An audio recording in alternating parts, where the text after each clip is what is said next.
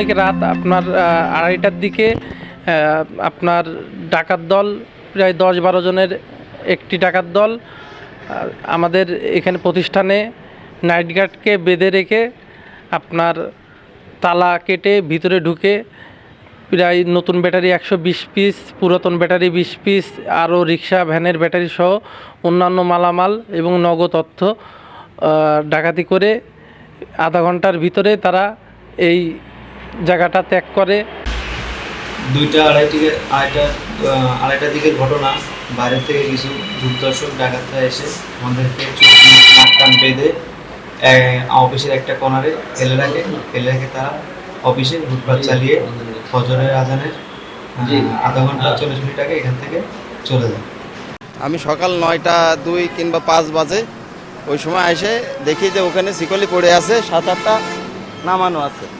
ওই সময় আমি দোকানে সাহেব আলী মামা আমার দায়িত্ব আছে, ওনারে ইনফর্ম করি এবং পাম্পে স্টাফ ছিল আমাদের, ওনাদের আগে ডেকে ওনাদের বলি যে তালা তো শাটারে তো তালা কাটা রয়েছে, ভিতরে রয়েছে, শাটার তো নামানো, তালা নাই, তা তোরা এটা খুলে দেখ। এবার মাঠের অলরাউন্ডার আমি আর ঘরের allrounder Tilex toilet cleaner, clean মানেই টাইলক্স। আশেপাশে কাউন্টারের লোকজন ছিল, আশেপাশে এসে দোকানের লোকজন ছিল, এমনি গাড়ির স্টাফ ছিল, সবাই ছিল। ওই সময় এসে দেখি যে ওই অবস্থা, টায়ার নাই আমাদের গোডাউনে।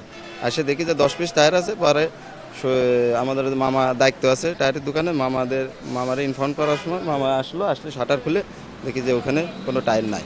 বৃহত্তর আকারে ডাকাতি পর্যায়ে করে নিয়ে গেছে, যার কারণে আমরা এতে আতঙ্কিত এবং আমি প্রশাসনের কাছে এই হস্তক্ষেপ কামনা করছি যে আসলে আমরা যে দোকানটা বন্ধ করে চলে যাব, পরের দিনকে এসে যে আমরা মালগুলো পাবো এর কোনো নিশ্চয়তা নেই।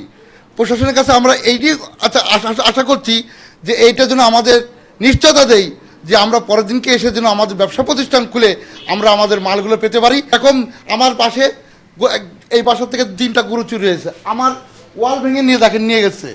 এই করে আমরা আজকে ক্ষতিগ্রস্ত। আসলে তো মূলত আমরা ক্ষতিগ্রস্ত বলতে কি পথে বসে গেছি।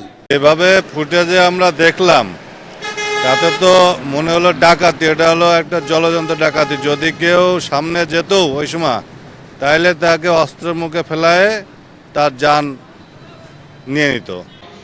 এই যে ব্যবসায়ীদের বিভিন্ন দোকানে ডাকাতি হচ্ছে, ছোটোখাটো ছিনতাই চুরি শুরু হয়েছে, এটা আসলে অ্যালার্মিং। এটা আসলে আমরা কেউ চাই না যে এই ধরনের ঘটনা ঘটুক।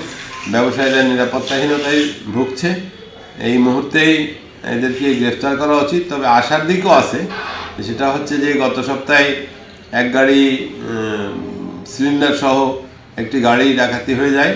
পুলিশ কিন্তু 2 দিনের মাথায় সেই গাড়ি শরীয়তপুর থেকে উদ্ধার করে নিয়ে আসে সিলিন্ডার সহ। আমি পুলিশের সাথে আজকের এই ঘটনার স্থলে যাওয়ার পরে পুলিশের সাথে কথা বলেছি। পুলিশ বলল যে এরা আমাদের এসির আওতায় আছে, আমরা প্রায় কাছাকাছি চলে গেছি, আশা করা যায় এদের ধরে ফেলব। কিন্তু আমি মনে করি যে ধরে ফেলাটা আলাদা জিনিস, কিন্তু মানুষের ভিতরে যে আতঙ্ক সৃষ্টি হয়ে যাচ্ছে, এই আতঙ্কটা ইমিডিয়েটলি কাটানো দরকার এবং পুলিশকে আরও তৎপর হওয়া দরকার। আমি Mohammad Abul Kalam Azad, senior deputy manager, ACI division Jessore.